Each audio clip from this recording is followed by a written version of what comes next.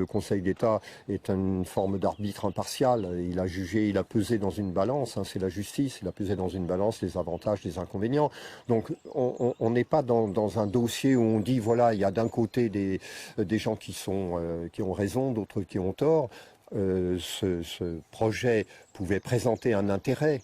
Il présente un intérêt. Il y a des personnes qui sont évidemment concernées par la difficulté de passage dans Beynac qui existait avant qu'on fasse notre aménagement.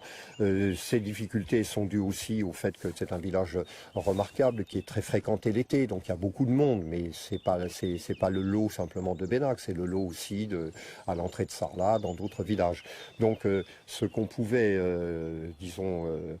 espérer, c'est que ce dossier soit relativement objectif, qu'on dise, qu'on étudie voilà, les possibilités qu'on avait raisonnables de traiter un problème qui existait. Ça, on ne peut pas le nier. Voilà. Germinal Perrault a voulu aller vite. Alors, Germinal Perrault a voulu aller vite, c'est ça. Ce qu'on peut lui reprocher, c'est qu'il ait lancé les travaux sans attendre la fin des recours. Mais on peut comprendre aussi que les recours prennent tellement de temps qu'il pouvait se dire, bon, on n'en finira jamais.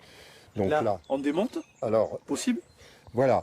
Donc là, heureusement, le Conseil d'État s'est prononcé assez rapidement, de telle façon que les travaux ont été suspendus et qu'on n'est pas du tout à un stade irréversible. Hein. Les travaux qui ont été engagés, d'ailleurs, quand la directrice de cabinet du ministère de l'écologie a reçu le maire, M. Alain Passerieux, elle lui a dit non. On n'est pas du tout, c'est un chantier qui est dans un état d'avancement, mais qui n'est pas du tout, qui ne présente pas du tout de difficultés particulières pour remettre en état. C'est-à-dire qu'il y a beaucoup de terrassements, et même, je dirais même qu'il y a une perche qui est tendue, c'est-à-dire que il n'est pas question de revenir à l'état initial, on ne va pas tout remettre, mais il y a des aménagements paysagers, par exemple, qui pourraient être faits, qu'on peut se servir intelligemment de ce qui a déjà été fait, et de dire, voilà, on peut au fond se servir de ce qui a été fait, puis remettre en état, mais sans vouloir revenir à l'état initial. Hein. Pardon, la pile de pont en Y, là, qui est dans l'eau, au milieu de la Dordogne, on l'enlève ou on la laisse? On l'enlèvera. On l'enlèvera.